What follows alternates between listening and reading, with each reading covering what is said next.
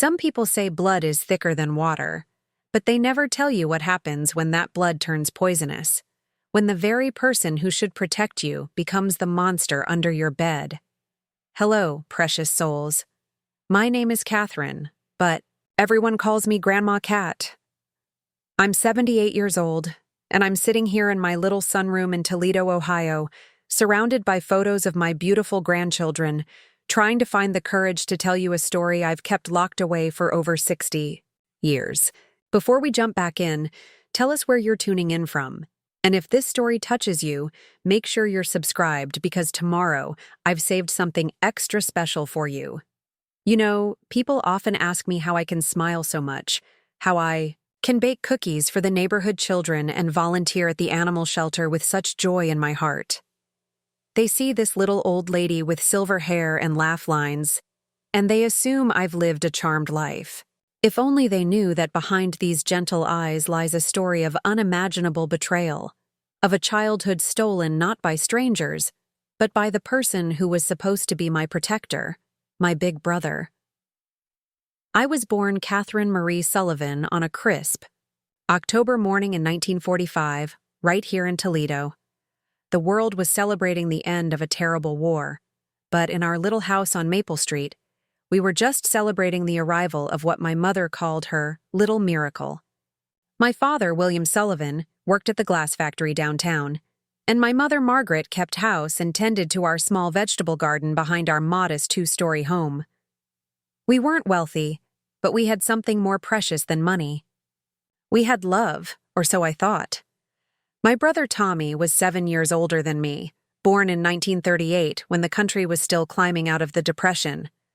From my earliest memories, Tommy was larger than life, tall for his age, with sandy brown hair that caught the light and green eyes that seemed to see everything. When I was little, maybe 3 or 4 years old, I worshipped the ground he walked on. He would carry me on his shoulders through the neighborhood, telling me stories about knights and dragons, making me feel like I was the most important person in the world. Mother would watch us from the kitchen window as we played in the backyard, her hands usually covered in flour from whatever delicious thing she was baking. Margaret Sullivan was the kind of woman who made everyone feel welcome. She had this warm laugh that started from her belly and bubbled up like music. Her hair was always perfectly curled, even when she was doing housework. And she had this way of making ordinary moments feel magical.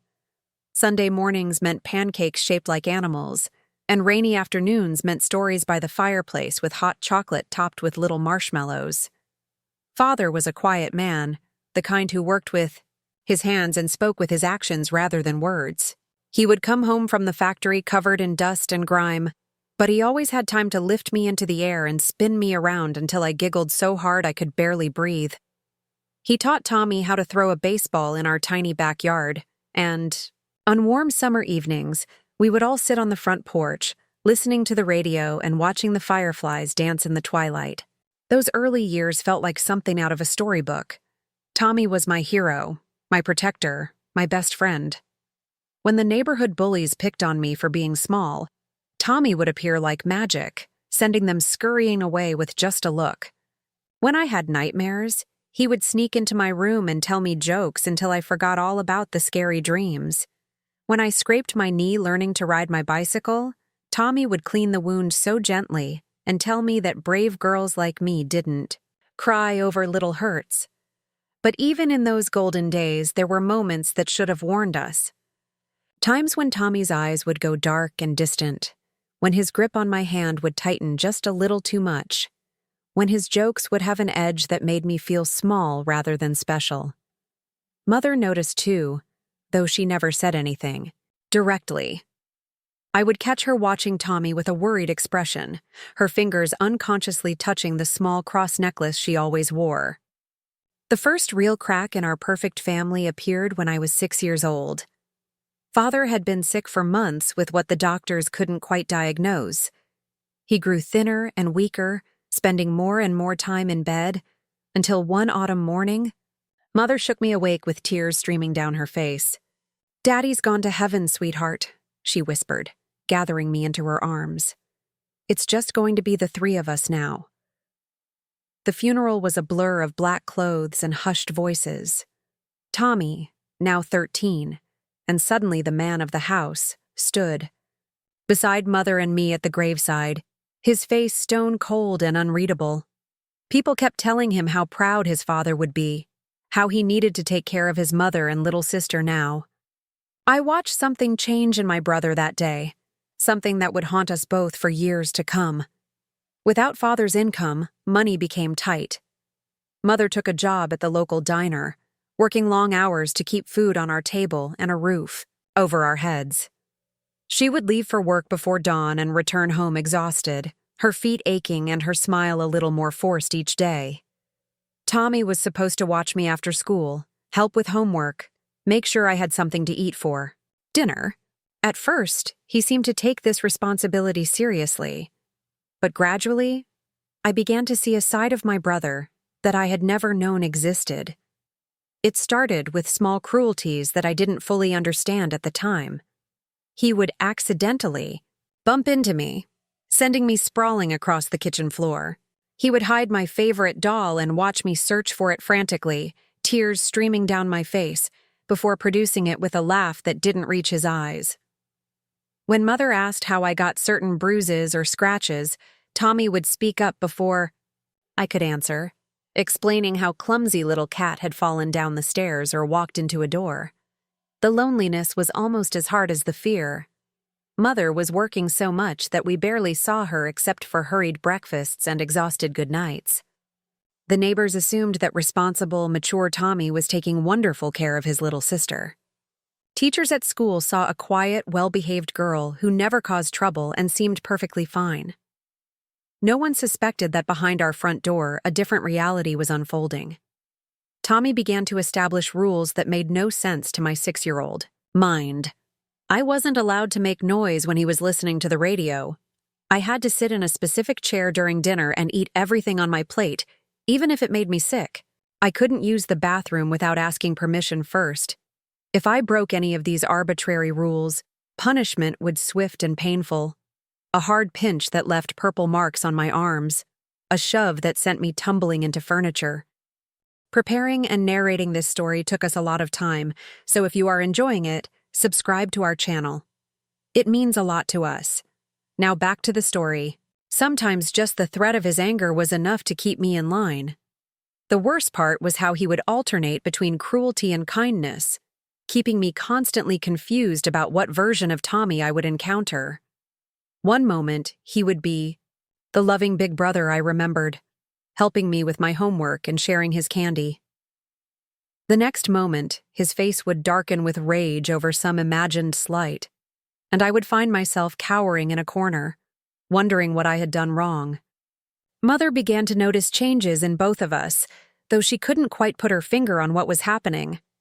I had become withdrawn and jumpy, flinching whenever anyone raised their voice or moved too quickly. Tommy had grown sullen and resentful, constantly complaining about having to babysit his little sister instead of spending time with friends. When she tried to talk to either of us about it, we both insisted that everything was fine. I was too afraid of Tommy's retaliation to tell the truth, and he was too skilled at manipulation to reveal his true nature. The breaking point came on a cold February evening when I was 7 years old. Mother had been working a double shift at the diner, and Tommy was supposed to heat up the leftover stew she had made the night before. Instead, he had spent the afternoon listening to his radio programs and completely forgotten about dinner. When Mother came home at nearly 10 o'clock, exhausted and hoping to find her children fed and ready for bed, she discovered me sitting at the kitchen table, pale and shaky from hunger, while Tommy lounged in the living room as if nothing was wrong. For the first time since Father's death, Mother raised her voice. Not screaming or yelling, but speaking with a firmness that I had rarely heard from her gentle nature. She told Tommy that his behavior was unacceptable, that he had responsibilities, as the older sibling, and that she was disappointed in his selfishness. Tommy's reaction was swift and terrifying. His face flushed red with anger, and he stood up from his chair with such force that it fell backward onto the floor. "I never asked for this," he shouted, his voice cracking with adolescent rage. "I never asked to take care of her. I never asked for any of this. Why should I have to give up my life because Dad died?" Mother tried to calm him down, reaching out to touch his arm, but he jerked away from her as if her touch burned him. "Tommy, please," she said softly. "I know this is hard, but we're a family. We take care of each other." "Family?" Tommy laughed, but there was no humor in the sound. "This isn't a family, this is a prison, and she's the warden." He pointed at me with such venom that I shrank back against my chair. "Everything was fine before she came along. Dad wouldn't have gotten sick if he hadn't been working so hard to support another mouth to feed. You wouldn't be so tired and miserable if you didn't have to worry about precious little Kat." The words hit me like physical blows. Even at 7 years old, I understood that Tommy was blaming me for our father's death, for our mother's exhaustion, for every bad thing that had happened to our family. Mother rushed to reassure me that none of it was true, that Tommy was just upset and didn't mean what he was saying. But the damage was done. The brother who had once been my hero, my protector, had revealed that he saw me as the enemy. That night, after Mother had tucked me into bed with extra hugs and promises that everything would be okay, I heard them talking in hushed voices downstairs. I crept to the top of the stairs and listened to Mother trying to reason with Tommy, explaining how much I looked up to him, how important he was to both of us. Tommy's responses were cold and calculated, promising to do better while his tone suggested he had no intention of changing anything. From that night forward, Tommy's abuse became more systematic and more carefully hidden. He learned to hurt me in ways that wouldn't show, to break my spirit without leaving evidence that Mother might notice. He would wait until she left for work, then corner me with a smile that never reached his eyes. "Remember, little sister," he would whisper, his breath hot against my ear. "If you tell Mother about our games, something very bad might happen to her. You wouldn't want Mother to get hurt because you couldn't keep a secret, would you?" The threats against Mother were what kept me silent through the increasingly dark months that followed. Tommy had figured out the one thing that would guarantee my compliance, and he used it ruthlessly. Every bruise he gave me, every cruel word he whispered, every time he made me feel small and worthless, was accompanied by the reminder that speaking up would put Mother in danger. As winter turned to spring and I approached my 8th birthday, I began to understand that my brother wasn't just angry or frustrated. There was something fundamentally wrong with the way his mind worked, something that allowed him to hurt the people who loved him without feeling any remorse. The loving, protective big brother I remembered was either gone forever or had never really existed at all. Mother continued to work long hours, unaware that her absence was leaving me alone with someone who saw me not as a little sister to be cherished, but as an obstacle to be eliminated. She would ask about my increasing silence, my reluctance to play with other children, my new habit of flinching whenever anyone moved too quickly. I would mumble excuses about being tired or shy, while Tommy would nod sympathetically and express concern for his poor little sister who seemed to be having such a hard time adjusting to life without father. The most heartbreaking part was watching Mother blame herself for changes she couldn't understand. She would lie awake at night, and I could hear her crying softly through the thin walls of our small house. She was working herself to exhaustion trying to provide for us, sacrificing her own health and happiness for children she loved more than life itself. If she had known what Tommy was doing to me, it would have destroyed her. If she had known what he was planning to do to her, maybe we could have saved them both. But I was just a little girl, trapped in a nightmare I couldn't escape, protecting a mother who was walking unknowingly toward a danger I couldn't have imagined in my worst dreams. The brother who had once carried me on his shoulders and told me stories about brave knights had become the dragon in our fairy tale, and I was too small and too scared to fight back. As my 8th birthday approached, Tommy's behavior became even more erratic and frightening. He would spend hours staring at nothing, his hands clenched into fists, muttering under his breath about things that made no sense to me. Sometimes I would catch him watching Mother with an expression that made my blood run cold, though I couldn't have explained why at the time. Other times, he would be almost manic with false cheerfulness, insisting on helping with household chores, or surprising Mother with small gestures that seemed designed to throw her off guard. Looking back now, I can see that he was planning something terrible, working up the courage for an act so unthinkable that even in my darkest moments, I never could have imagined it, but at the time, I was just a frightened little girl, trying to survive one day at a time, counting the hours until Mother would come home and the house would feel safe again, at least temporarily. I had no way of knowing that our time was running out, that the last normal day of my childhood was approaching faster than I could have imagined. I had no way of knowing that soon, Tommy would cross a line that would change everything forever, transforming our family from a story of struggle and survival into something much darker and more tragic than anything I had ever heard whispered about in the neighborhood. The monster was gathering strength, and I was about to learn just how far my brother was willing to go to get what he wanted. The spring of 1953 brought with it a false sense of hope that I can still remember with painful clarity. Mother had been promoted to assistant manager at the diner, which meant slightly better pay, but even longer hours.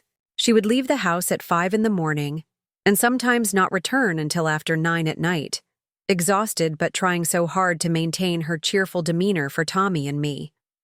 I remember how she would hum while she got ready for work in the early morning darkness, the same melody she used to sing when she tucked me in as a small child. Tommy had just turned 15 that spring, and with adolescence came a growth spurt that made him tower over both Mother and me. His voice had deepened, and he had developed the kind of lean, wiry strength that came from doing odd jobs around the neighborhood for extra money. To everyone outside our home, he appeared to be maturing into a responsible young man who was stepping up to help his widowed mother.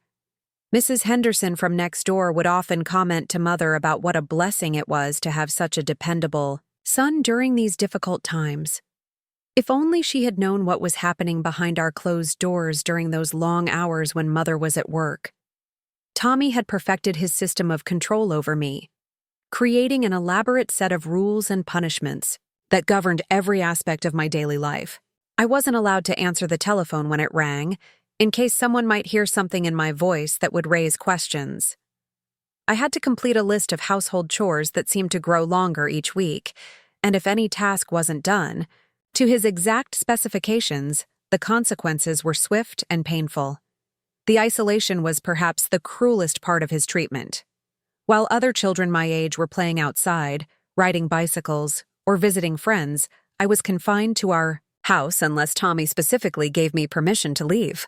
He convinced Mother that I was going through a shy phase and preferred to stay home, reading books and helping with housework. She worried about my lack of friends, but Tommy always had an explanation ready. He would tell her that the other children in the neighborhood were too rough for delicate little Kat, or that I had expressed fears about playing outside after what happened to the Morrison girl who had fallen and broken her arm the previous summer. The physical abuse had escalated beyond the occasional shove or pinch.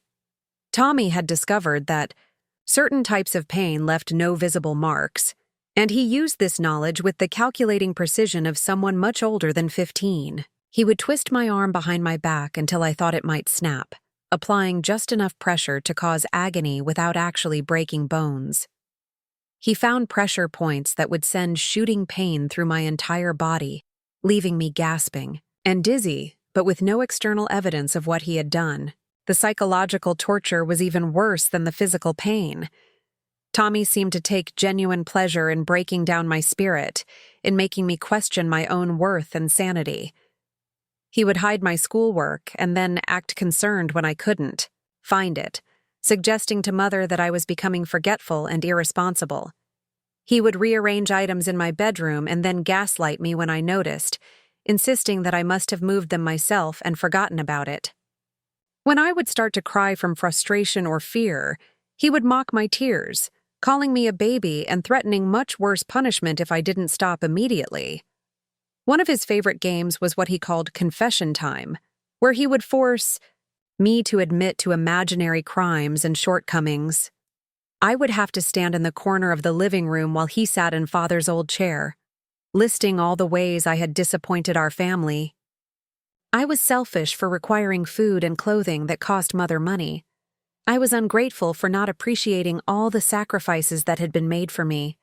I was a burden that everyone would be better off without. These sessions could last for hours. And by the end, I would be sobbing and genuinely believing that everything wrong with our family was somehow my fault. Tommy had also begun to display an obsession with control that extended beyond just tormenting me. He would go through Mother's purse when she wasn't looking, not to steal money, but to read her letters and examine her receipts. He kept a detailed mental catalog of her schedule, her friendships, and her activities outside of work. When she would mention stopping by the grocery store or visiting with a neighbor, Tommy would quiz her about every detail when she returned home, always under the guise of being a caring son who worried about her safety. Mother, exhausted from working multiple jobs and dealing with the stress of raising 2 children alone, began to rely more and more heavily on Tommy's help with household management. She would ask him to handle small decisions about my care, to help with budgeting for household expenses, and to take care of any problems that arose while she was at work. What she saw as Tommy stepping up to be the man of the house was actually him gaining more power and control over both of our lives. The neighbors and teachers who knew our family continued to praise Tommy for his maturity and helpfulness. He had learned to present a perfect facade to the outside world, always polite and respectful to adults, always ready with a helpful hand or a thoughtful gesture. When Mother's car broke down, Tommy immediately organized a collection among the neighbors to help pay for repairs. When elderly Mr. Patterson fell ill, Tommy volunteered to shovel his driveway and fetch his groceries. These acts of apparent kindness only reinforced everyone's belief that he was a remarkable young man who was handling family responsibility with grace and wisdom. At school, I had withdrawn almost completely from social interaction with my classmates. I was afraid that if I became close to anyone, they might notice something wrong and ask questions I couldn't answer without putting Mother in danger. My teacher, Miss Robertson, occasionally expressed concern about my quietness and my tendency to flinch when anyone approached me too quickly, but Tommy had already planted seeds of explanation for these behaviors. He had told Mother that I was still grieving deeply for Father, and that I sometimes had episodes where I would become scared or confused for no apparent reason. The few times that concerned adults tried to probe deeper into my home situation, Tommy was always there with reasonable explanations and charming deflections. When the school nurse noticed finger-shaped bruises on my upper arm, Tommy explained that I had been sleepwalking and he had to grab me to prevent me from falling down the stairs. When a neighbor saw me crying in our backyard, Tommy told her that I had been upset about a dead bird we found and that I was always very sensitive about animals. His ability to lie convincingly while appearing genuinely concerned for my welfare was perhaps the most chilling aspect of his developing personality. As the months passed, I began to notice disturbing changes in the way Tommy looked at Mother. There was an intensity in his gaze that made me uncomfortable, though I couldn't have articulated why at the time. He would watch her as she moved around the kitchen preparing dinner, his eyes following her every movement with an expression that seemed almost predatory. When she would hug him goodnight or thank him for helping around the house, he would hold onto the embrace just a little too long, his hands lingering on her shoulders or back in a way that made my skin crawl. Tommy had also begun making increasingly inappropriate comments about Mother's appearance and behavior. He would criticize her choice of dress for work, suggesting that certain outfits were too flattering or might give men the wrong idea. He would question her about any male customers or co-workers who were friendly to her, implying that her natural kindness was somehow improper or that she was encouraging unwanted attention. When she would laugh at something on the radio or hum while doing housework, Tommy would make cutting remarks about how she seemed to be getting over father's death awfully quickly. The tension in our house became so thick that even Mother, despite her exhaustion and distraction, began to notice that something was wrong. She started asking more direct questions about why I seemed so unhappy, why Tommy appeared to be constantly irritated despite his helpful behavior, and why the atmosphere in our home felt so strained. Her attempts to address these concerns, however, only seemed to increase Tommy's anger and resentment. One evening in late summer, Mother sat Tommy and me down for what she called a family meeting. She had prepared iced tea and cookies, trying to create a pleasant atmosphere for what she hoped would be an open conversation about how we could all work together to make our home more peaceful and happy. She spoke gently about how she knew the past few years had been difficult for all of us, and how she wanted to make sure that we were communicating honestly about our feelings and needs. Tommy's response was a masterclass in manipulation.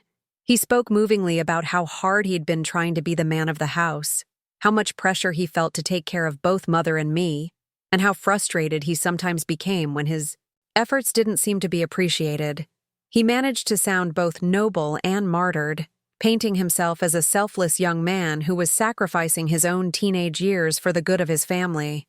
He even produced a few tears as he talked about how much he missed Father and how overwhelming it felt to try to fill that role.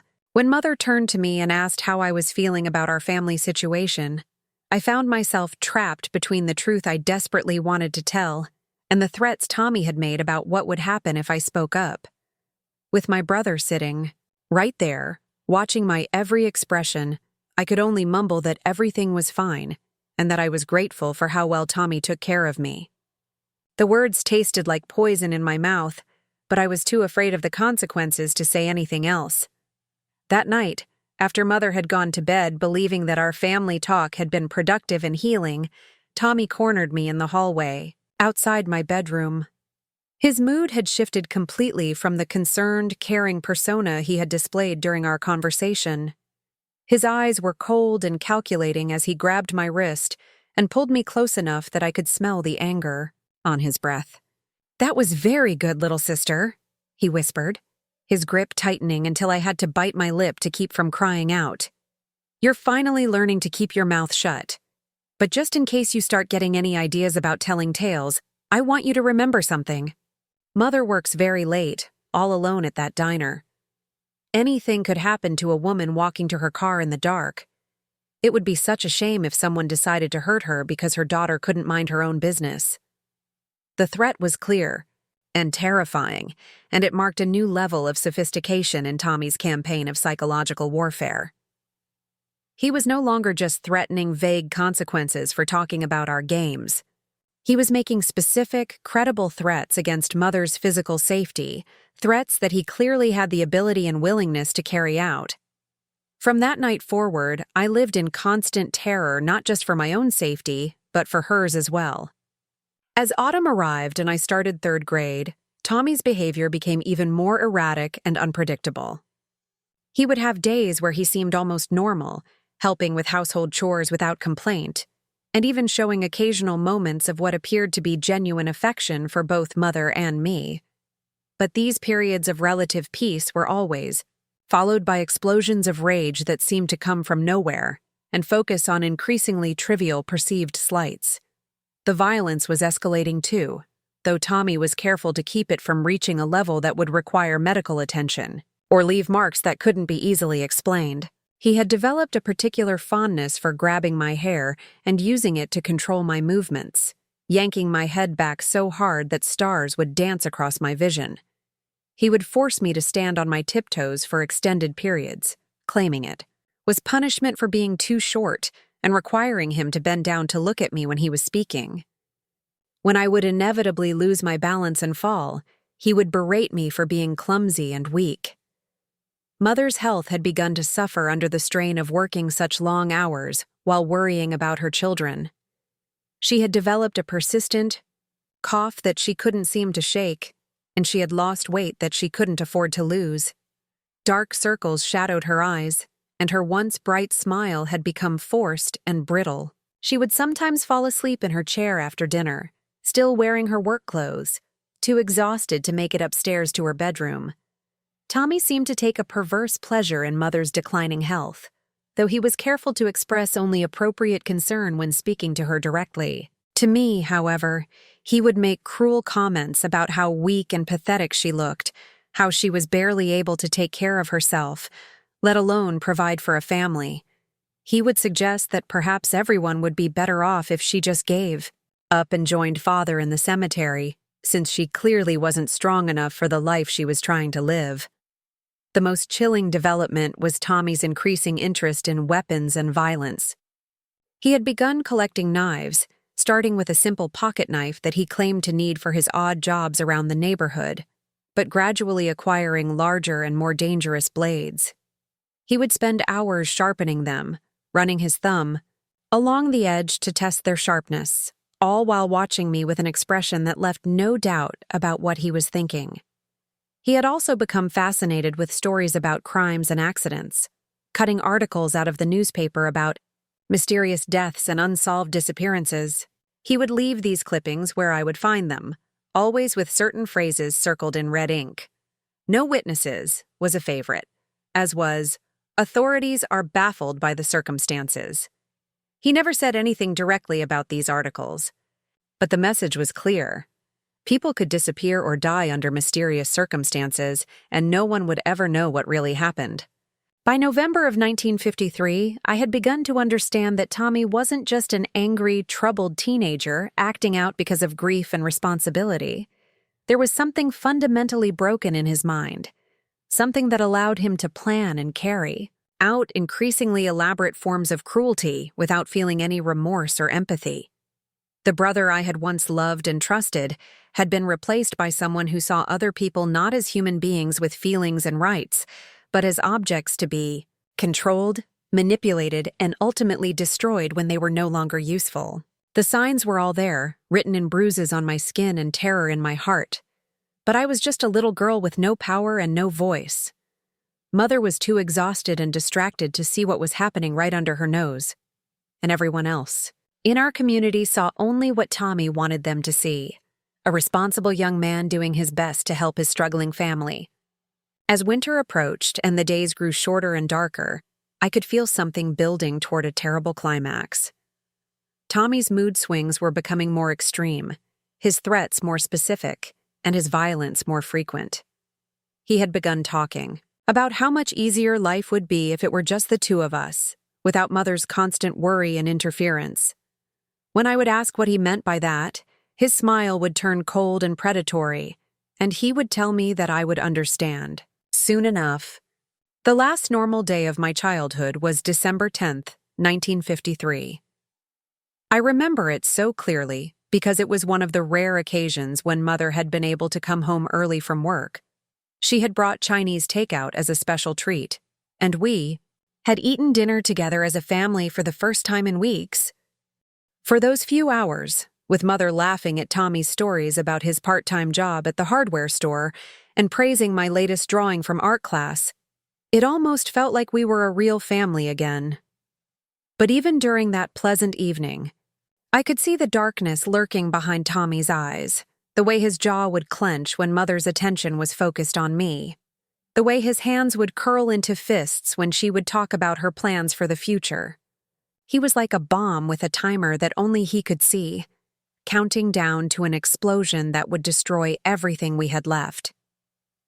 That night, as I lay in bed listening to Mother and Tommy talking quietly in the kitchen below, I had no way of knowing that within hours, my world would be shattered completely. I had no way of knowing that by the next evening, Mother would be gone forever, and I would be left alone with the monster who had been masquerading as my brother. The nightmare that had been building for years was about to reach its horrifying conclusion, and there was nothing I could do to stop it. The screaming woke me at 3:17 in the morning on December 11th, 1953. I know the exact time because I looked at the little alarm clock on my nightstand, my 8-year-old mind somehow thinking that knowing the time would make the horrible sounds coming from downstairs less real. But the screaming continued, Mother's voice rising and falling in a way I had never heard before, punctuated by crashes and the sound of furniture being overturned. I crept to my bedroom door and pressed my ear against the cold wood, my whole body trembling as I tried to understand what was happening. Mother was pleading with someone, her words broken by sobs and terror. "Tommy, please, I don't understand. What are you doing? Put that down, sweetheart. Please just put it down." Then came a sound that will haunt me until my dying day. Mother's scream cut short, followed by a terrible, heavy silence that seemed to swallow the entire house. My child's mind couldn't process what that silence meant, but my body knew. Every instinct screamed at me to run, to hide, to get as far away from whatever had just happened as possible. But I was trapped on the second floor of our house, and the only way out was down the stairs that would take me directly past the living room where that awful silence was coming from. So I did what terrified children do. I crawled under my bed and pulled my pillow over my head, squeezing my eyes shut and praying that if I made myself small enough, invisible enough, maybe the nightmare would end. I must have dozed fitfully because the next thing I remember was Tommy calling my name from downstairs, his voice unnaturally calm and cheerful. "Kat, sweetheart, come down here. We need to talk." The false sweetness in his tone made my blood run cold, but I knew that not responding would only make things worse. With legs that felt like jelly, I made my way down the stairs, each step bringing me closer to a sight that would be burned into my memory forever. Mother was lying on the living room floor in her blue nightgown, the one with the tiny flowers that she had sewn herself. Her hair was spread around her head like a dark halo, and there was so much blood that it had soaked into the braided rug Father had brought home from one of his business trips. Her eyes were open but empty, staring at nothing, and I knew with the terrible certainty that only children possess that she would never hold me or sing to me or make me pancakes shaped like animals ever again. Tommy was sitting in Father's old chair, still wearing his pajamas, perfectly calm as if nothing unusual had happened. In his hands was the large kitchen knife that Mother used for carving the Sunday roast, still dark with her blood. When he saw me standing frozen in the doorway, he smiled that same smile he used to give me when we were playing hide-and-seek, before everything went wrong. "Don't look so scared, little sister," he said, his voice gentle and reasonable. "Mother was very sick, and she was in a lot of pain. I helped her so she wouldn't have to suffer anymore. Wasn't that kind of me?" He spoke as if he truly believed what he was saying, as if he had performed some sort of merciful act instead of committing an unspeakable horror. I couldn't speak, couldn't move, couldn't even breathe properly. The room seemed to be spinning around me, and I felt like I might vomit or faint or both. Tommy set the knife carefully on the side table next to Father's chair and stood up slowly, never taking his eyes off me. "Now, Kat, I need you to listen very carefully to what I'm going to tell you, because your life depends on understanding exactly what happened here tonight." He walked toward me with that same predatory grace I had learned to fear over the past months, and I instinctively backed toward the stairs, though there was nowhere to run. "Mother killed herself," he said matter-of-factly. "She couldn't handle the pressure of raising 2 children alone anymore, so she took the kitchen knife and stabbed herself in the chest. It's very sad, but these things happen sometimes when people get too overwhelmed." The lie was so outrageous, so completely divorced from what I had seen and heard, that for a moment I thought Tommy might actually be having some kind of mental breakdown. But as he continued talking, I realized that he had thought this through very carefully. He had planned not just Mother's murder, but the entire story he would tell to explain it away. "Of course, if anyone asks you about it, that's exactly what you'll tell them," he continued, his voice taking on the edge of threat that I knew all too well. "You'll tell them that you woke up and found Mother like this, and that you're so upset you can barely remember what happened. You certainly won't say anything about hearing us talking downstairs because you didn't hear anything, did you, Kat?" I managed to shake my head, though I wasn't sure if I was agreeing with his version of events or simply responding to the hypnotic terror of the situation. Tommy smiled approvingly and reached out to pat my cheek with the same hand that had held the knife. His fingers were still sticky with Mother's blood, and I had to bite down hard on my tongue to keep from screaming. "That's my good girl," he said softly. "Now, I'm going to call the police and tell them about our terrible discovery. You're going to go upstairs and get dressed, and when the officers arrive, you're going to be very brave and tell them exactly what I said happened. If you do a good job, everything will be fine. But if you say the wrong thing, well, there might be another terrible accident. Do you understand me?" The next few hours passed in a blur of uniforms and questions and neighbors, gathering on our front lawn to whisper about the tragedy that had befallen the Sullivan family. Detective Morrison was a kind man with graying hair and gentle eyes who knelt down to my level when he spoke to me. But I couldn't tell him the truth, even though every fiber of my being wanted to. Tommy stood close by during every conversation, his hand resting on my shoulder in what appeared to be a protective gesture, but felt like a threat. I repeated the story Tommy had given me like a broken record. I woke up and found Mother like that. I was too scared and upset to remember much, else I didn't hear anything during the night because I was sleeping so deeply. The words felt like stones in my mouth. Each lie another betrayal of Mother's memory. But Tommy's presence behind me was a constant reminder of what would happen if I deviated from the script. The adults around me seemed to accept the story without much question. A widow working herself to exhaustion, struggling to raise 2 children alone, overwhelmed by grief and financial pressure. It was a narrative that made sense to them.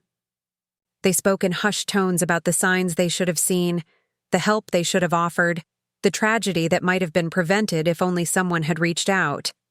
None of them suspected that the polite, helpful teenage boy who was comforting his traumatized little sister was actually the monster responsible for turning our family into a crime scene. The funeral 3 days later was attended by what seemed like half the town.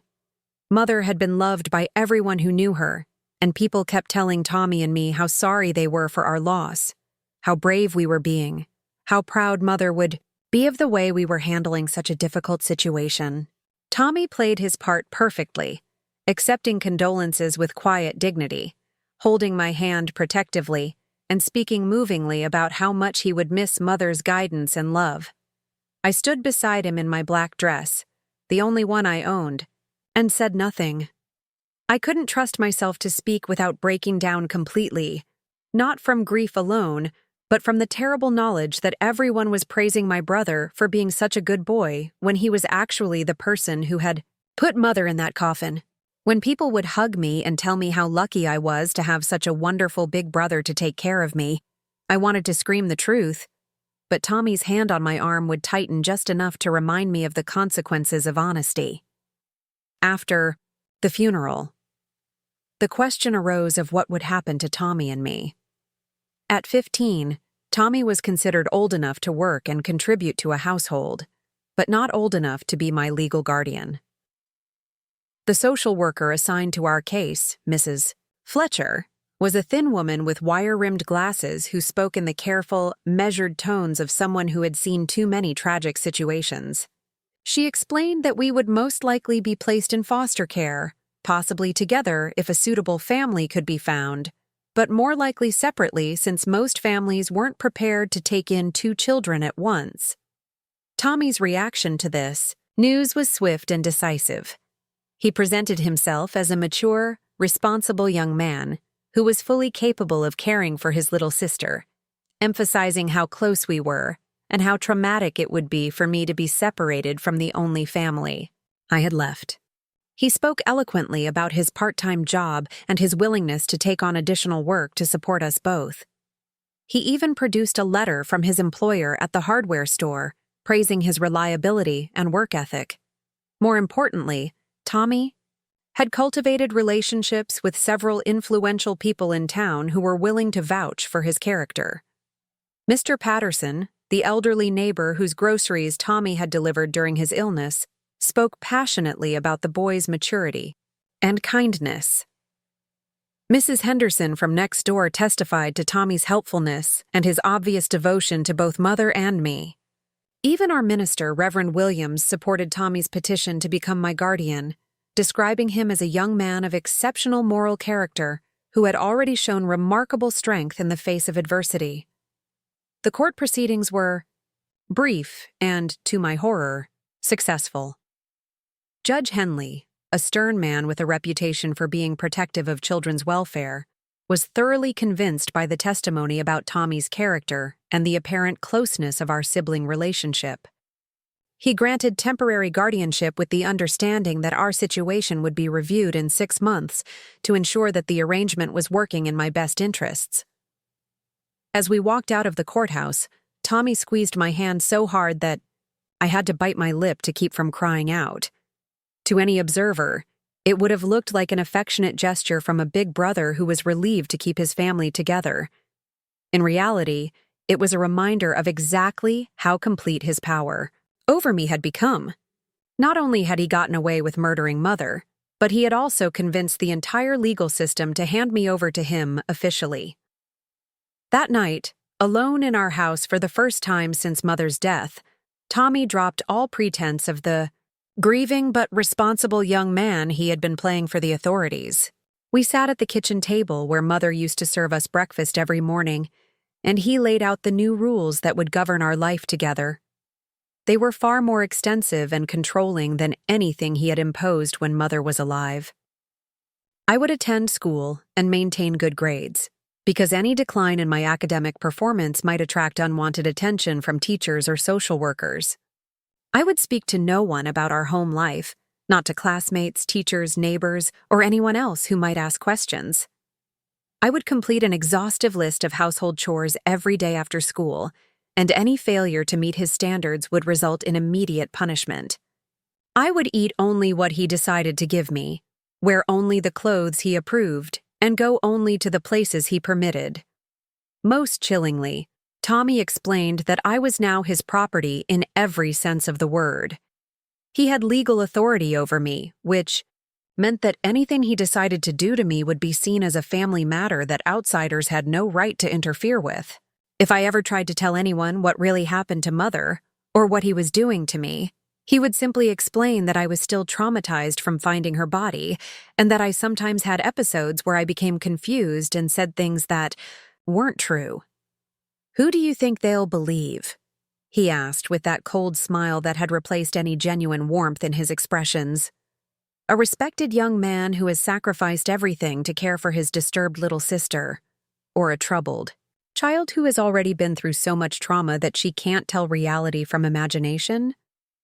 The question was rhetorical because we both knew the answer. Tommy had spent months crafting his reputation as the perfect big brother, and now that facade would protect him no matter what he chose to do to me. The first few weeks after gaining guardianship, Tommy seemed to be testing the boundaries of his new power. The physical abuse escalated beyond anything I had experienced while Mother was alive, but he was careful to avoid my face and any other areas that might be visible too. Teachers or classmates. He would force me to stand in painful positions for hours at a time, or make me hold heavy objects until my arms were shaking with exhaustion. When I would inevitably collapse or drop whatever I was holding, he would berate me for being weak and lazy, then impose additional punishments for my failure. The psychological torture became even more sophisticated and cruel. Tommy had realized that the most effective way to break my spirit completely was to attack my memories of Mother and Father, to convince me that even the good times I remembered were lies. He would tell me that Mother had never really loved me, that she had been planning to give me up for adoption before she died. He claimed that Father had been disappointed to have a daughter instead of the second son he wanted, and that my birth had been the beginning of all our family's problems. These lies were particularly devastating because they were mixed with just enough truth to seem plausible. Yes, money had been tight after I was born. Yes, Mother had been exhausted and stressed trying to care for a baby while Father worked long hours.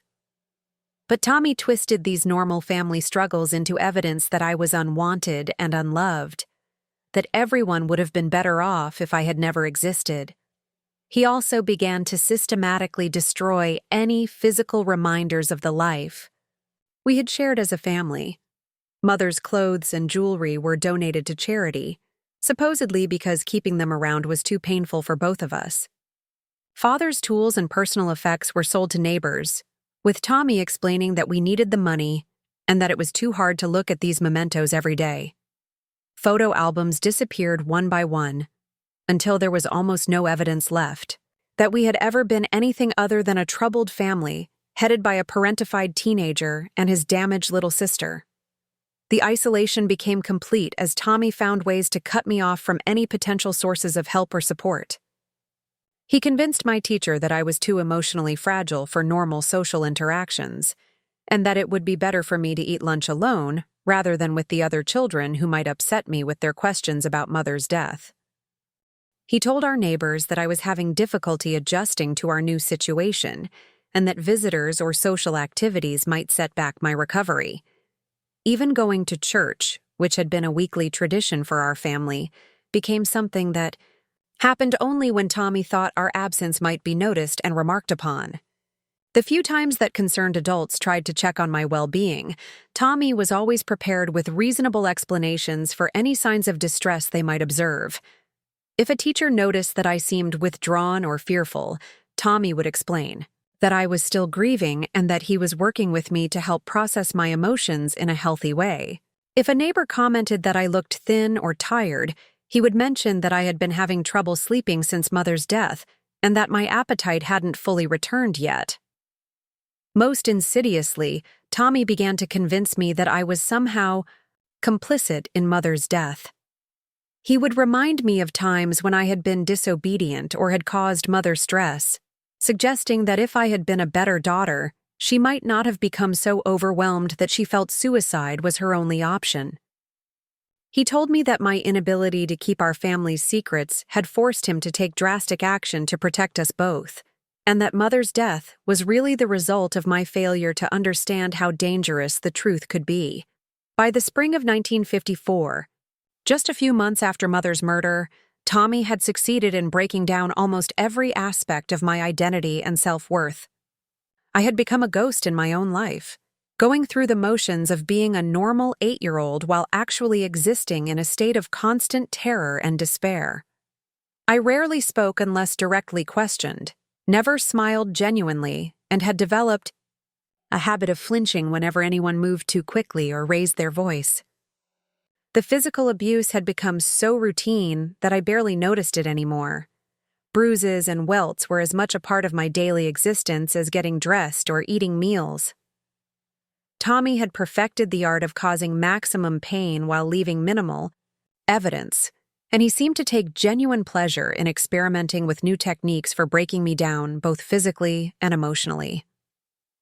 But perhaps the most devastating aspect of my situation was the complete loss of hope. When Mother was alive, I had always believed that somehow, someday, things would get better. Maybe she would notice what Tommy was doing and protect me. Maybe he would grow out of his cruelty and become the loving brother I remembered from early childhood. Maybe some adult would see through his facade and rescue me from the nightmare my life had become. Now, with Mother dead and Tommy's legal authority over me established, I could see no possible escape from my situation. He had proven that he was capable of murder, and he had shown that he could convince any adult of any lie he chose to tell. I was completely at his mercy, and mercy was something Tommy had never shown to anyone who was weaker than himself. As summer approached and the first anniversary of Mother's death grew nearer, I began to understand that Tommy's ultimate plan wasn't just to control and torment me indefinitely. There was something building toward another catastrophic event, another accident that would solve whatever remaining problems I represented in his carefully constructed new life. The way he looked at me had changed subtly, from the expression of someone enjoying his power over a victim to the cold calculation of someone planning a final solution to an ongoing inconvenience. The monster who had murdered our mother was growing tired of the daily effort required to maintain his perfect facade while managing a traumatized little sister, and I was beginning to realize that my 9th birthday, still months away, might be a milestone I would never reach. The turning point came on a sweltering August afternoon in 1954, 8 months after Mother's death. I was sitting at the kitchen table, mechanically working through the arithmetic problems that Mrs. Davidson had assigned for summer practice, when Tommy burst through the front door with an expression I had never seen before. It wasn't his usual cold calculation or simmering anger, but something that looked almost like panic mixed with a wild kind of excitement.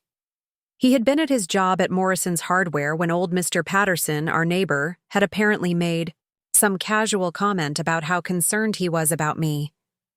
According to Tommy's breathless account, Mr. Patterson had mentioned that he rarely saw me playing outside anymore, that I looked painfully thin whenever he glimpsed me through our windows, and that he wondered if perhaps Tommy might benefit from some help caring for a young child.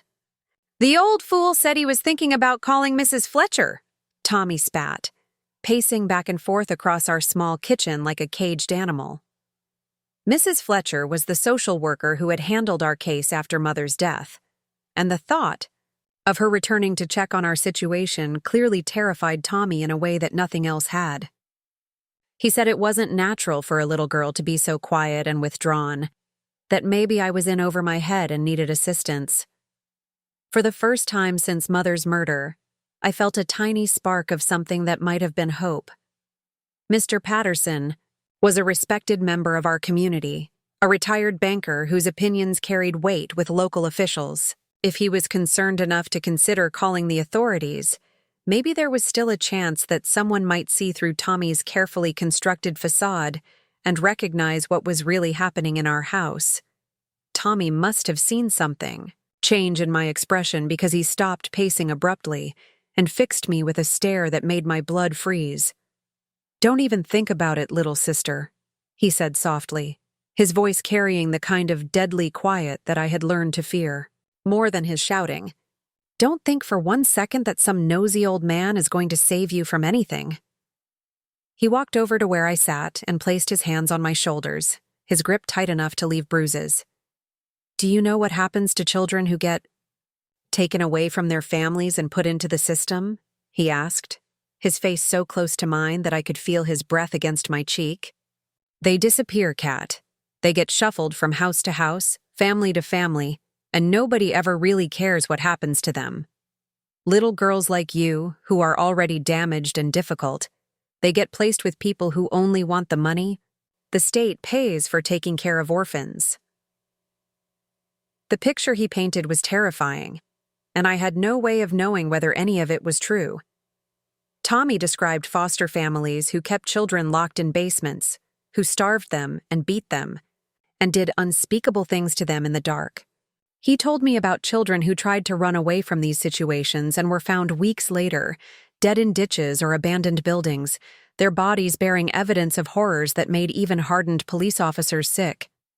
"At least here you know what to expect," he concluded, his thumbs pressing hard against my collarbones. "At least here, you're with family. But if you give me any reason to think you might tell tales to Mr. Patterson or Mrs. Fletcher or anyone else, I'll make sure you disappear long before they can take you away. And this time, there won't be any body for people to find and mourn over." That night, Tommy implemented new security measures that made our house feel more like a prison than ever before. He installed locks on the outside of my bedroom door, explaining to anyone who might ask that I had been sleepwalking since Mother's death, and he was worried about my safety. He also began checking on me throughout the night, sometimes every hour, ostensibly to make sure I was sleeping peacefully, but really to ensure that I wasn't trying to escape or signal for help. The window in my bedroom, which faced Mr. Patterson's house, was nailed shut and covered with heavy curtains that blocked out most of the natural light. Tommy told our neighbors that the darkness helped me sleep better, that I had developed a sensitivity to bright light as part of my ongoing trauma response. In reality, he wanted to make sure that no one could see into my room or that I couldn't communicate with the outside world through visual signals. School was still a few weeks away, which meant I was completely isolated with Tommy for 12 to 14 hours every day. He had quit his job at the hardware store, claiming that he needed to focus full-time on caring for his traumatized sister, and had applied for aid from the county to support us both. This decision was praised by the community as another example of Tommy's selfless devotion to family, but it meant that I no longer had even the brief respites that his work schedule had provided. The physical abuse escalated to levels that pushed the boundaries of what my small body could endure. Tommy had been experimenting with different forms of torture, testing how much pain he could inflict without causing injuries that would require medical attention. He discovered that near drowning in our bathtub was particularly effective, holding my head underwater until my lungs were burning and black spots danced across my vision, then pulling me up just before I lost consciousness completely. He also developed a fondness for what he called endurance training, forcing me to maintain painful positions for hours at a time. I would have to stand on one foot with my arms extended above my head until every muscle in my body was screaming in agony. When I would inevitably collapse from exhaustion, he would time how long it took me to get back into position, punishing me if I was too slow to meet his arbitrary standards. The psychological torture became even more sophisticated as Tommy realized that my growing despair was actually more satisfying to him than my fear had been. He would force me to write letters apologizing to Mother's grave for being such a disappointment, then burn the pages in front of me while describing how ashamed she would be of the burden I had become. He made me recite lists of my supposed failures and shortcomings until I genuinely believed that everything wrong with our family was somehow my fault. Most devastating of all, Tommy began to convince me that I was going insane. He would move objects in our house and then insist that I had moved them myself, but forgotten about it. He would claim that I had said things I knew I hadn't said, or that I had failed to complete chores I was certain I had finished. When I would protest these false accusations, he would speak to me in the patient, condescending tone of someone dealing with a mentally unstable person, asking if I was sure I remembered correctly or if perhaps I was having another one of my episodes. By September, when school was scheduled to resume, I had been so thoroughly broken down that Tommy felt confident enough to allow me back into the classroom. I was a shadow of the little girl who had finished second grade just a few months earlier. I rarely spoke unless directly questioned, never made eye contact with teachers or classmates, and flinched whenever anyone approached me too quickly. My teacher, Miss Roberts, noticed the dramatic change in my behavior and appearance, but Tommy was ready with explanations. He met with Miss Roberts before school started, explaining that I was still struggling with severe trauma from finding Mother's body, and that I sometimes had difficulty distinguishing between reality and my own disturbed imagination. He provided her with a letter from a doctor in the next town over, someone who had supposedly been treating me for what was described as grief-induced psychosis with episodes of dissociation and false memory formation.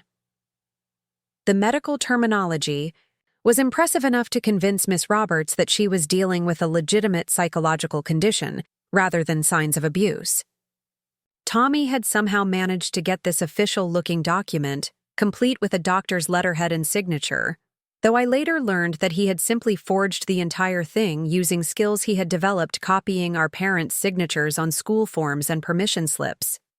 Armed with this fake medical diagnosis, Tommy was able to explain away any concerning behavior I might display. If I seemed fearful or withdrawn, it was because of my ongoing mental health struggles. If I had unexplained injuries, it was because I had hurt myself during one of my episodes and didn't remember doing it. If I said anything that contradicted his version of events, it was evidence that my grip on reality was still tenuous and that I needed continued patience and understanding, rather than belief or investigation. The first few weeks of third grade passed in a haze of exhaustion and confusion. I struggled to concentrate on my lessons, partly because of the ongoing abuse at home, but also because Tommy had been deliberately disrupting my sleep schedule to keep me disoriented and compliant. He would wake me multiple times throughout the night for various arbitrary reasons, ensuring that I was always tired and less capable of thinking clearly or remembering details accurately. My academic performance suffered dramatically, which provided Tommy with another avenue for psychological manipulation. He would berate me for my poor grades, claiming that I was embarrassing our family and proving that I was just as mentally defective as everyone was beginning to suspect. When teachers expressed concern about my declining performance, he would sigh sadly and explain that this was another symptom of my deteriorating mental state, that the trauma had affected my ability to learn and retain information. It was during this period that I began to understand something that chilled me to the bone. Tommy wasn't just trying to control me or even destroy me psychologically. He was systematically building a case for my eventual disappearance. Every forged medical document, every conversation with concerned adults about my supposed mental instability, every instance where he convinced someone that I was prone to false memories and delusional thinking was laying the groundwork for a final solution to the problem I represented. The pieces of his plan became clearer as autumn progressed. Tommy began talking more frequently about how worried he was about my safety, how afraid he was that I might hurt myself during one of my episodes. He mentioned to neighbors and teachers that I had been having suicidal thoughts, that I sometimes talked about wanting to join Mother and Father in heaven. He even went so far as to hide a rope in my bedroom closet, showing it to Mrs. Henderson from next door when she came to check on us, explaining tearfully that he had found me trying to fashion it into a noose. Of course, none of this was true. I had never expressed suicidal thoughts or attempted to harm myself in any way. But Tommy was creating a documented history of mental instability and self-destructive behavior that would make my eventual death seem like a tragic but inevitable outcome of my psychological problems rather than the result of his deliberate actions. The breaking point came in early November, almost exactly 1 year after Mother's murder. Mr. Patterson, who had been quietly observing our situation for months, finally made good on his threat to contact the authorities. I learned about this when Tommy came home from town in a state of barely controlled rage, having been approached by Mrs. Fletcher, who informed him that she would be conducting a home visit the following week to assess my well-being and the adequacy of our living situation. That night, Tommy sat me down at the kitchen table and laid out what he called our final conversation. His voice was calm and matter-of-fact, as if he were discussing something as mundane as what to have for dinner, but his eyes held a coldness. That made me understand that my life was measured in days rather than months or years. "Mrs. Fletcher is going to come here next Monday," he said, folding his hands on the table in front of him. "She's going to ask you questions about how I've been taking care of you, about whether you feel safe and happy living here. You're going to tell her that you love your big brother very much, that I've been wonderful to you, and that you can't imagine living anywhere else." I nodded automatically, though we both knew that what I said to Mrs. Fletcher wouldn't ultimately matter. Tommy had moved beyond the point where he was concerned about maintaining his facade indefinitely. He had decided that the risk of continued scrutiny was greater than the risk of eliminating the source of that scrutiny once and for all. "After Mrs. Fletcher leaves and files her report saying that everything is fine here, we're going to take a little trip together," Tommy continued, his smile never wavering. "Just you and me, somewhere quiet where we can have some private time together. I've been thinking that you've been so sad since Mother died, so confused and troubled, that maybe you need to join her permanently. It would be a mercy, really, to put you out of your misery." The euphemistic language couldn't disguise what he was actually telling me. He was going to kill me, probably within the next few weeks. He would wait just long enough after Mrs. Fletcher's visit to avoid suspicion, and then I would disappear just as Mother had disappeared. Another tragic loss for the long-suffering Sullivan family. Another example of how psychological trauma could destroy young lives even when caring relatives did everything in their power to prevent it. That weekend, as I waited for what I believed would be my final encounter with any adult who might potentially help me, I made a decision that surprised even myself. I wasn't going to die quietly. I wasn't going to disappear without a fight. Whatever happened during Mrs. Fletcher's visit, I was going to tell the truth about Tommy, about Mother's murder, about everything that had been done to me over the past year. Even if no one believed me, even if it only hastened my own death, I was going to make sure that someone heard my voice before it was silenced forever.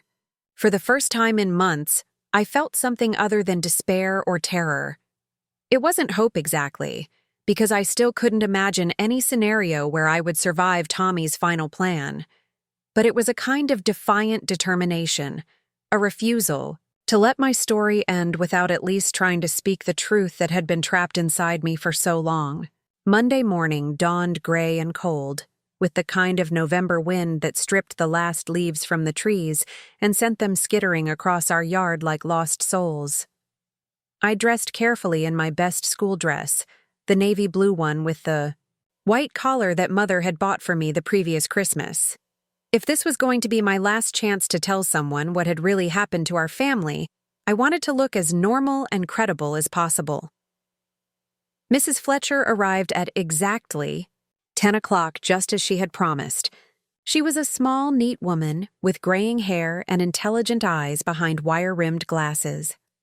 Tommy greeted her at the door with his usual charming smile, thanking her for taking the time to check on us and expressing his appreciation for all the support the county had provided during our difficult time. As they sat in our living room, the same room where Mother had died almost exactly 1 year earlier, I made my choice.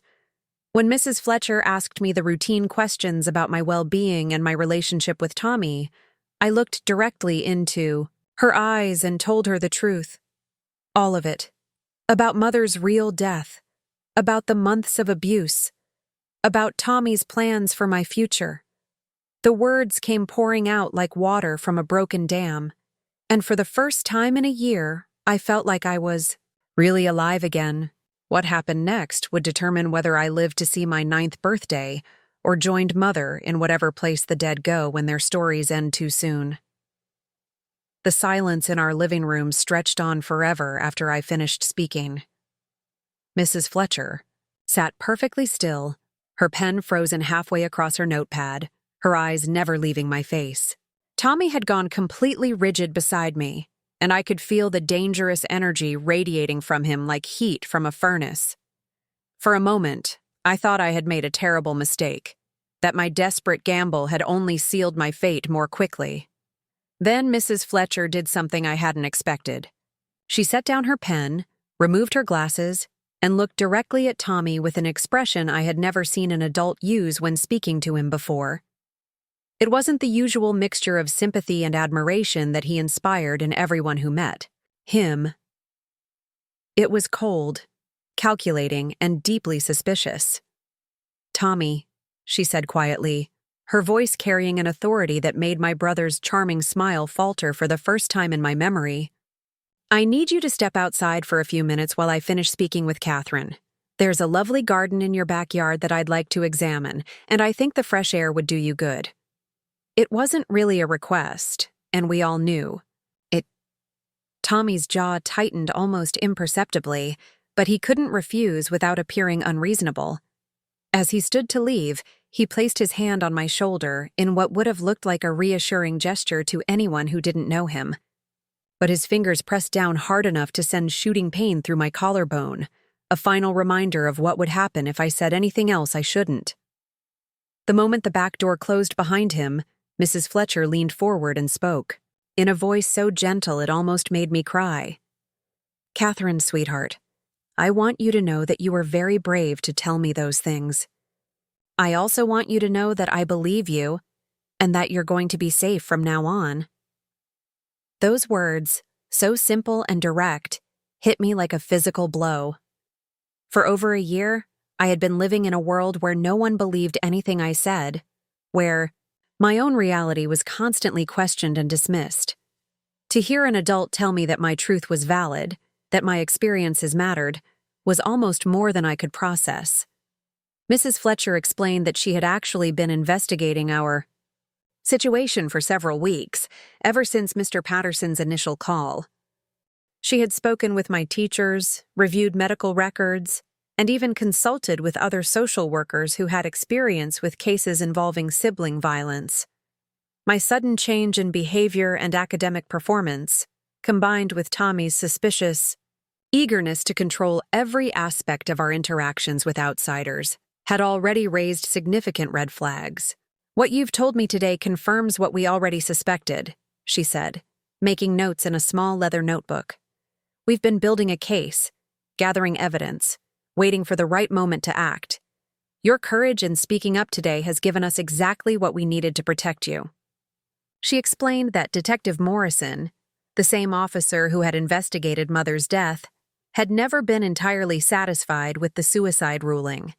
There had been inconsistencies in the physical evidence that bothered him, but without any witnesses or contradictory testimony, he hadn't been able to pursue the case further.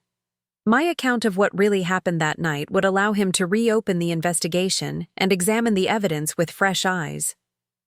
Mrs. Fletcher also revealed something that shocked me. I wasn't Tommy's first victim. During their investigation, they had discovered that our cousin Rebecca, who had lived with us briefly when I was very young, had also reported strange incidents involving Tommy before her family moved away suddenly. At the time, the adults had dismissed her stories as childhood imagination, but now they were being re-examined as potential evidence of a pattern of disturbing behavior. As she spoke, I could see Tommy through the kitchen window, pacing back and forth in our small backyard like a trapped animal. He kept glancing toward the house, clearly frustrated by his inability to control what was happening inside.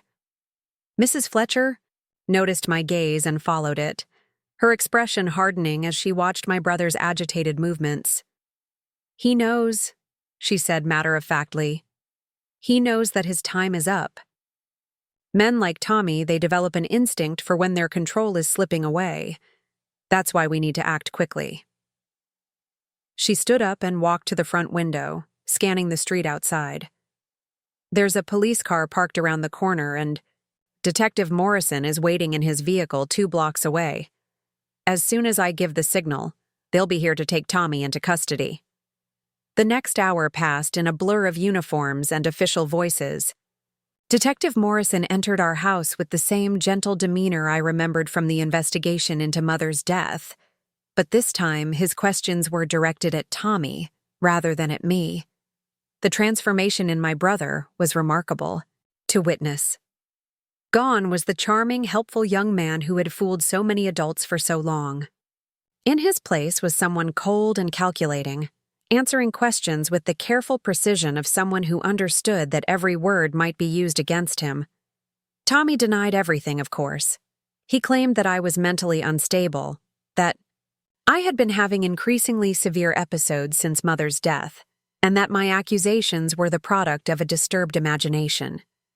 He produced the forged medical documents he had been using to explain my behavior, speaking earnestly about his deep concern for my psychological welfare and his heartbreak over my deteriorating condition. But Detective Morrison had come prepared. He had brought a handwriting expert who quickly determined that the medical documents were forgeries. He had also brought photographs from the original crime scene that revealed details inconsistent with a suicide, details that could only be explained if someone else had been present during Mother's death. Most damning of all, he had located the real doctor whose name appeared on the forged documents, and that doctor had confirmed that he had never treated me or even heard of our family. When the handcuffs clicked around Tommy's wrists, something strange happened to his face.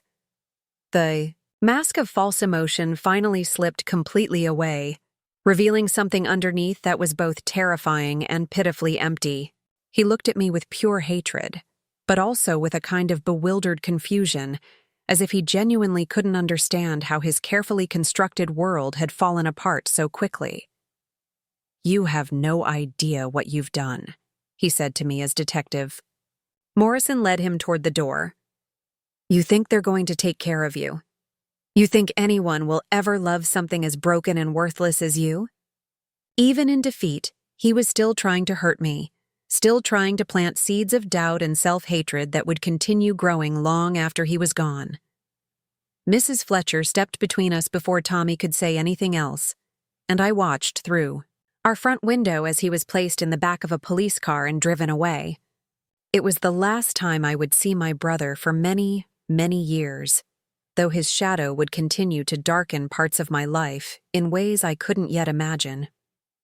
The immediate aftermath of Tommy's arrest was both liberating and terrifying. I was placed in emergency foster care with the Henderson family, our next-door neighbors who had volunteered to take me in temporarily while more permanent arrangements could be made. Mrs. Henderson was a kind woman who had always suspected that something wasn't right in our household, and she did her best to help me begin the long process of healing from my trauma.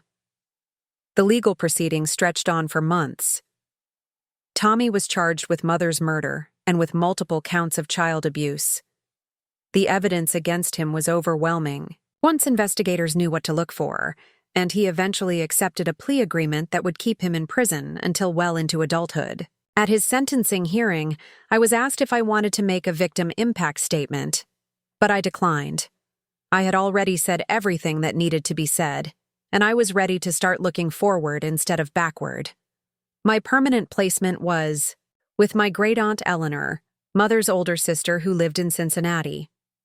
Aunt Eleanor was a widow herself, a retired school teacher with a gentle manner and infinite patience for a traumatized 9-year-old who had trouble sleeping, eating, or trusting anyone. She never pressured me to talk about what had happened, but she made it clear that she would listen whenever I was ready to share. The healing process was slow and often painful. I had nightmares for years, and I struggled with feelings of guilt and worthlessness that Tommy had planted so deeply in my psyche that they felt like part of my core identity.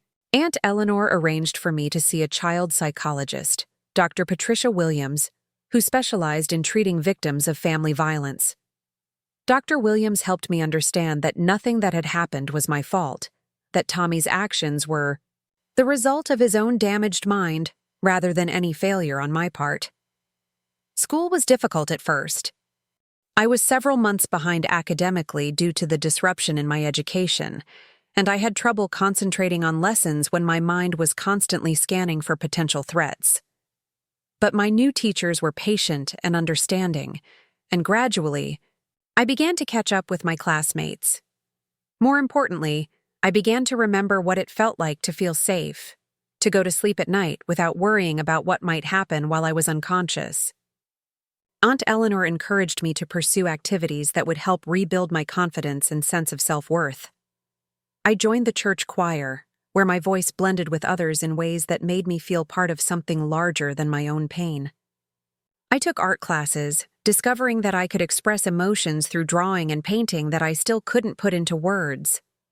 Most importantly, I made friends for the first time in years, tentative relationships that taught me that not everyone who showed interest in me had hidden motives or secret cruelties. As I grew older and stronger, I began to understand that my experience with Tommy, as horrific as it had been, had also given me something valuable: an ability to recognize pain in others and a deep empathy for anyone who had been hurt by someone they trusted. In high school, I volunteered at a local shelter for runaway teens, many of whom had fled from abusive family situations similar to my own. In college, I studied social work, drawn to the same profession that had saved my life when Mrs. Fletcher chose to believe my story and act on it. I met my husband, Robert, during my senior year of college. He was studying to be a teacher, and we bonded over our shared desire to work with children who needed extra support and understanding. When I told him about my childhood, he listened, without judgment and without trying to fix or minimize my experiences. He simply held my hand and told me that he was proud of the strong, compassionate woman I had become despite everything I had endured. Our wedding day was one of the happiest of my life, not just because I was marrying a wonderful man, but because it represented something I had never thought would be possible during those dark years with Tommy. A future built on love rather than fear, trust rather than manipulation, hope rather than despair. Aunt Eleanor walked me down the aisle, tears streaming down her face as she placed my hand in Robert's and whispered, "Your mother would be so proud." Robert and I had 3 children together, Susan, Michael, and David. Raising them was both a joy and a challenge, as I constantly had to fight against the voice in my head that echoed Tommy's cruel words about my worthlessness and inadequacy as a human being. But Robert was a patient and supportive partner, and together we created the kind of warm, loving home that I had always dreamed of, but never quite believed was possible. I made a conscious decision never to tell my children the full details of my childhood until they were adults themselves. I wanted them to grow up feeling safe and secure, without the burden of knowing how close they had come to never existing, because their mother had almost been murdered by her own brother. When I did finally share my story with them, they were amazed not by the horrors I had endured, but by the strength I had found to survive and build a beautiful life despite everything. Tommy was released from prison when he was 32 years old, having served 17 years for Mother's murder and my abuse. By that time, I was a successful social worker with a family of my own, living several states away from where our childhood tragedy had unfolded. I received a letter from his parole officer informing me of his release and asking if I wanted to be notified of his whereabouts. I declined. Whatever person Tommy had become during his years in prison, I had no desire to invite him back into my life in any capacity. I learned through distant relatives that he had tried to contact me several times over the years, both while in prison and after his release. He had apparently found religion during his incarceration and claimed to want to make amends for what he had done. But I felt no obligation to provide him with the absolution he sought. Some wounds are too deep for forgiveness, and some people forfeit their right to redemption through the enormity of their crimes. Tommy had stolen my mother's life and my childhood innocence, and no amount of supposed spiritual transformation could undo that damage. Now, at 78 years old, I look back on my life with a profound sense of gratitude rather than bitterness. Yes, I carry scars from those terrible years.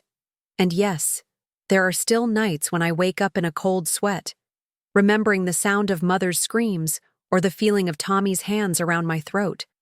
But I also carry the knowledge that I survived, something that could have destroyed me completely, and that I used that survival to build something beautiful and meaningful. My children grew up to be wonderful adults who treat each other and their own families with the love and respect that should be the foundation of every family. My grandchildren know me as a source of unconditional love and support, never as someone who might hurt them or use their trust against them. I have spent my career helping other children escape from situations similar to the one I endured, and I know that dozens of young lives are better, because I chose to speak up that day when Mrs. Fletcher asked me about my well-being. Mother has been gone for over 60 years now, but I still talk to her sometimes, usually when I'm working in the rose garden that Robert and I planted behind our house. I tell her about her grandchildren and great-grandchildren, about the work I've done and the lives I've touched. I like to think that she knows how her death, as senseless and tragic as it was, ultimately led to the salvation of many other children who might have suffered in silence without the programs and awareness that cases like ours helped create. Tommy died 3 years ago, alone in a small apartment in Oregon, his body not discovered for several days. I felt neither sadness nor satisfaction when I received the news, only a kind of distant relief that another potential source of pain had been removed from the world. By that time, I had long since stopped defining myself by what he had done to me and had instead built my identity around what I had chosen to do with the life his cruelty had failed to destroy. To any child who might be listening to my story and recognizing pieces of their own experience in it, I want you to know this. You are stronger than you realize, and you deserve so much better than what is being done to you. There are adults in this world who will believe you, who will fight for you, who will help you build a life beyond the nightmare you're living now. The person hurting you wants you to believe that you're powerless, that no one will care, that speaking up will only make things worse. These are lies designed to keep you trapped. Find your voice. Find your courage. Find that one adult who will listen and act. Your life has value beyond anything your abuser wants you to believe, and there is a future waiting for you that is brighter and more beautiful than you can currently imagine. The little girl who was so afraid in that living room with Mrs. Fletcher grew up to save other little girls, and that, more than anything else, is the triumph that makes every scar worth bearing. Up next, you've got 2 more standout stories, right on your screen. If this one hit the mark, you won't want to pass these up. Just click and check them out.